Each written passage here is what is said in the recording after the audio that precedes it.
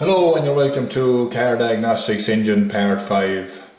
There's a link below that'll take you back to Part 1, and there's a link under each video to take you on to the next video.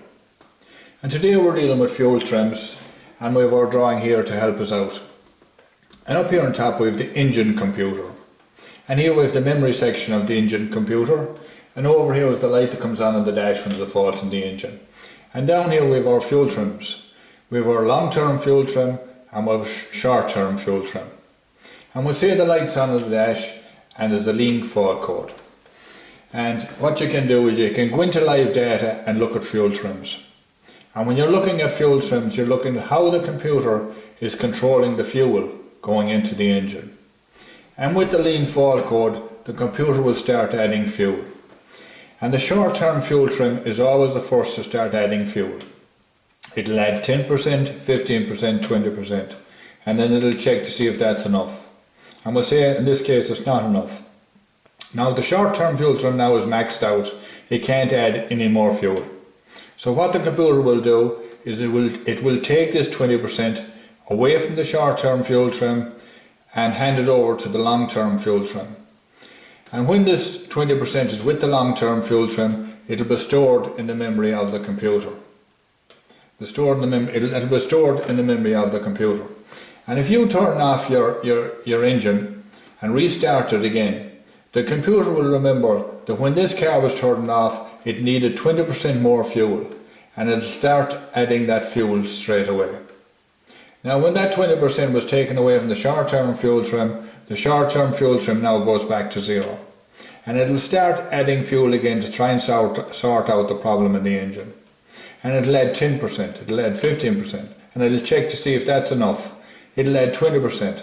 Now, that's as far as I can go. Short term is maxed out, the long term is maxed out. The computer can't add any more fuel. That's as much as it can add. So we'll say you have a rich fault code stored in the engine. The computer will start reduce the amount of fuel going into the engine. And it'll reduce it by 10%, 15%, and then it'll check to see if that's enough. And we'll say in this case 15% is enough. The computer won't go any further. That's as far as it'll go. Now we'll say you had a fault in the engine to sucking air. There was air getting into the engine, and you had a lean fault code. And you repaired the fault that was in the engine. You now need to go in with your diagnostic tool, plug it into the 16-pin plug and clear the fault code. And when you clear the fault code here, the memory will also be cleared. And the long-term fuel trim will go back to zero, and the short-term fuel trim will go back to zero. So you now need to take your car down the road for a test drive, bring it back in and look at the fuel trims again. And if the fuel trims are staying close to zero, long-term and short-term, you have the fault repaired in the engine. So that's that. Now up here in the top here we have the mass airflow sensor. Mass airflow sensor measures the air coming into the engine and it measures it in grams per second. And down here we have the fuel rail and with the fuel injector. And what happens here is the pump in the tank pumps up the fuel into the injector and into the fuel rail. And this fuel here is held here at a constant pressure.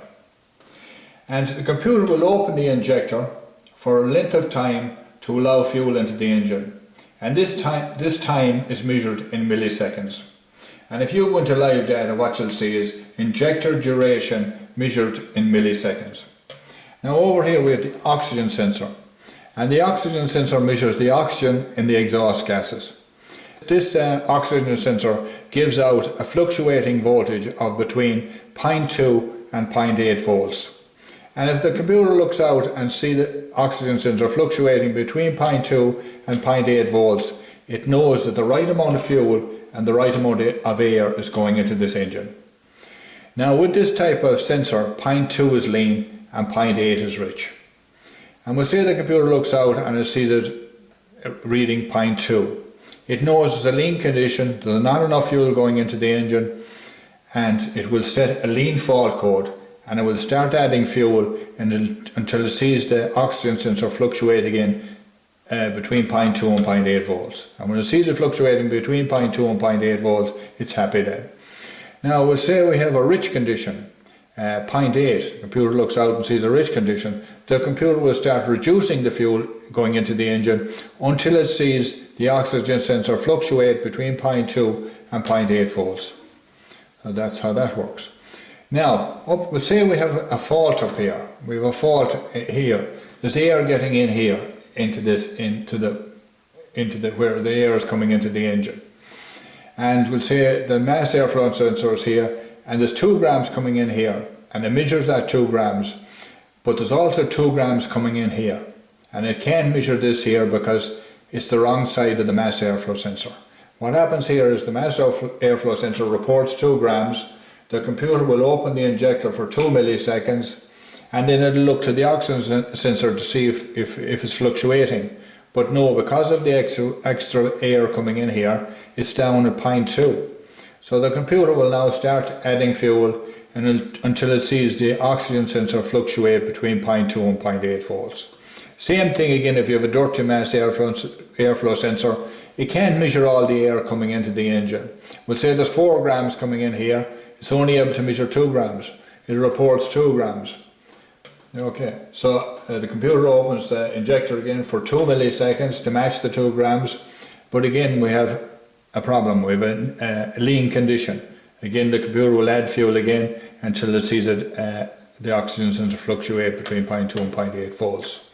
Now, we'll say we have a problem down here on this side. We'll say we have a weak fuel pump. The pump in the tank is not pumping the fuel up at good pressure, and there's low pressure in here. And the computer now will open the injector for 2 milliseconds, but because the pressure is low here, it's not able to get in enough fuel into the engine. And then the computer will look over here again, you'll have a lean condition, it'll start adding fuel again until it sees the fluctuation. Now we'll say we have a leaking injector, a faulty injector.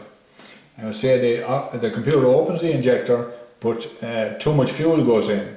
Now you have a rich condition. The computer will look out and see a rich condition, start taking away fuel until it sees the oxygen sensor fluctuate. We'll say you have faults over here with the oxygen sensor. We'll say you have an air leak here on the exhaust, and there's air getting in here. And what the oxygen sensor measures the oxygen in the exhaust gases. And now this oxygen, there'll be oxygen coming in here, and this will confuse the sensor and it'll read lean. Now there's the right amount of air is coming in and the right amount of fuel is coming in, but the oxygen sensor is giving wrong information to the computer. And the computer now will start adding fuel, and it will start to put too much fuel into the engine. You'll get black plugs, the engine running badly, and a smell of petrol. Now we'll say you have a faulty oxygen sensor. The oxygen sensor is stuck lean. What will happen is the computer will start adding fuel, and when it's stuck lean like this, it'll keep adding and adding fuel, and it'll max out the long term and it'll max out the short term fuel trims, and it'll flood the engine with petrol. And the plugs will be black, car will run terrible, smell of petrol. That's what will happen. We'll say you have a rich, it's stuck rich. The oxygen sensor is stuck rich, 0.8. The computer now will start reducing fuel, and again, if it's stuck there, it'll keep reducing the fuel until the long term and short term are maxed out. And then you have an engine that's running very lean, and you'll probably have lean misfire codes stored in the computer, and the car will run very badly. So that's it. That's how fuel trims work. That's how they work. As I said before, there's a link under this video that will take you back to part 1, and there's a link under each video to take you on to the next video. Now, if you're someone that plugs into a car once a year, it's very difficult to understand what you're looking at.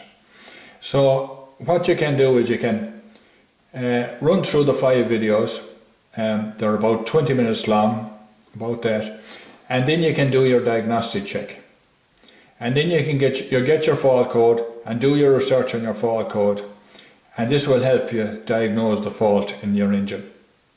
Now, I wish you all the best with your engine diagnostic testing, and thank you for looking in.